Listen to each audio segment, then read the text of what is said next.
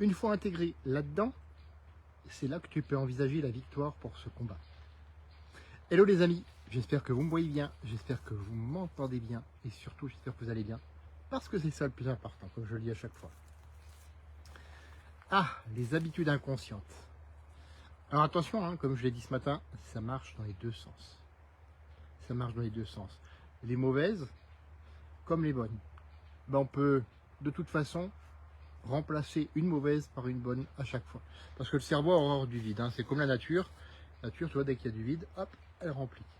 Comme juste derrière moi. Voilà, on passe ça, mais ça, les arbres.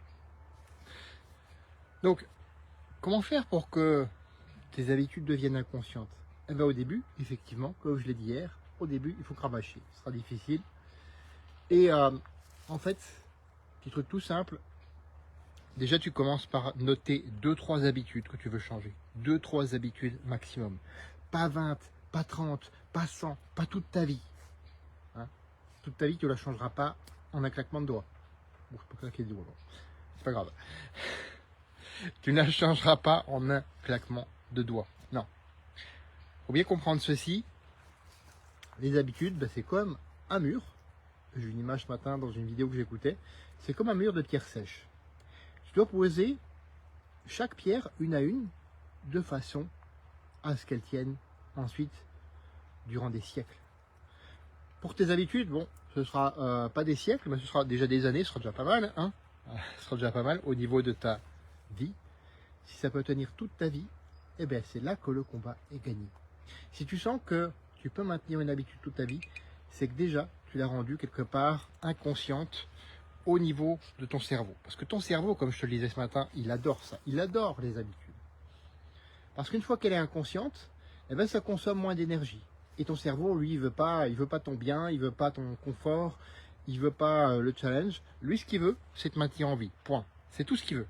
Te maintenir en vie. Ton cerveau est fait pour ça depuis la nuit des temps, depuis qu'il y a des humains sur cette planète. Il a été créé pour ça, ton cerveau.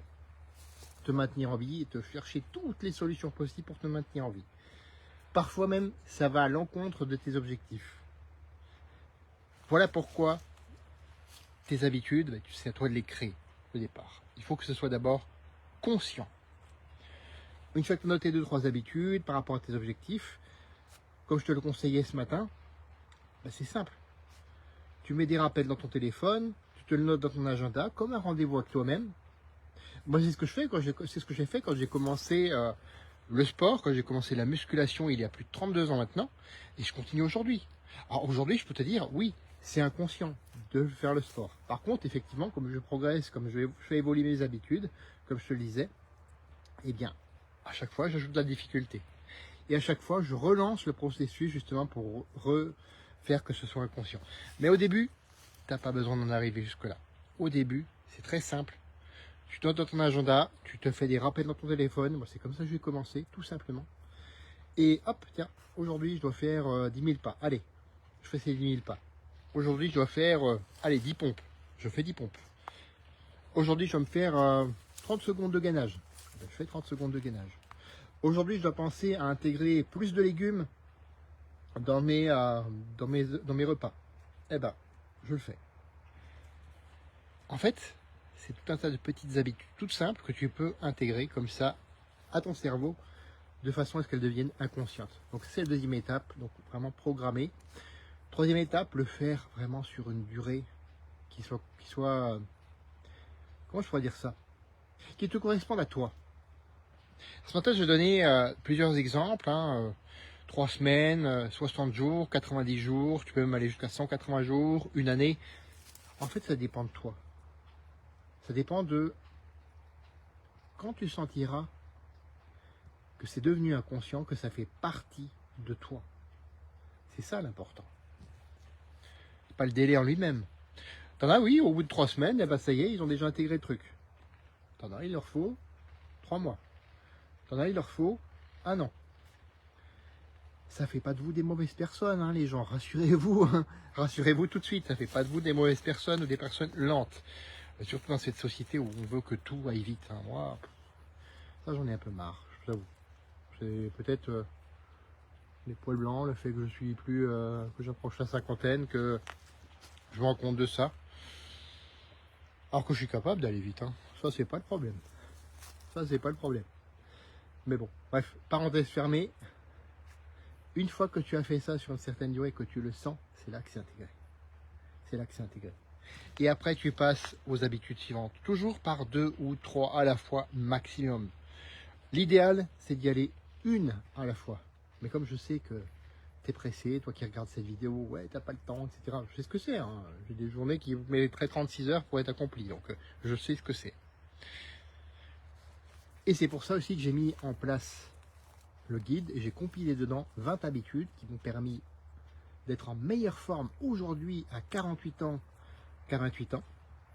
C'est pas so compliqué, hein. À 28 ans, je faisais n'importe quoi. J'avais adopté tout un tas de mauvaises habitudes inconscientes qui faisaient que j'étais moche, j'étais gros, j'avais une faible estime de moi.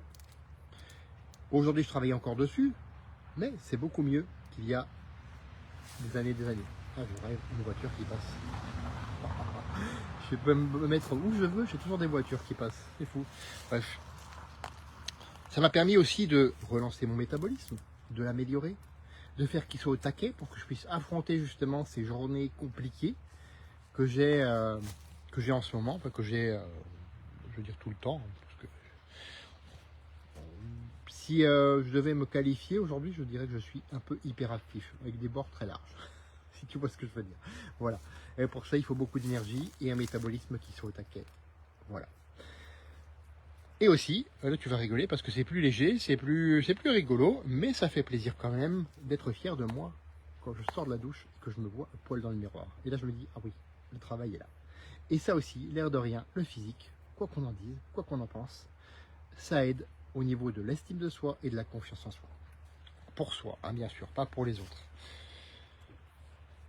Donc ce guide, tu as juste à me le demander en message privé, commentaire, tu connais la musique, ou alors ce que je te recommande via le lien WhatsApp dans la description de cette vidéo, comme ça tu auras à chaque fois la dernière version. Plus du contenu exclusif comme ces vidéos que je partage, comme du contenu par exemple de Sébastien Ramet qui est un ami, qui est coach diplômé d'État, 2 fois champion de France de muscu, donc j'ai du peu, et qui partage des fois des vidéos, enfin qui partage tout le temps des vidéos qui sont très très intéressantes et que je partagerai aussi, déjà dans ce canal. Voilà, j'ai poursuivi ma petite balade aujourd'hui, tranquillement. Et comme à l'accoutumée, fais de ta vie une aventure mémorable qui te ressemble. Et pour ça, ça demande d'adopter de bonnes habitudes et de faire en sorte qu'elles deviennent inconscientes. Les amis, je vous retrouve demain pour un prochain live.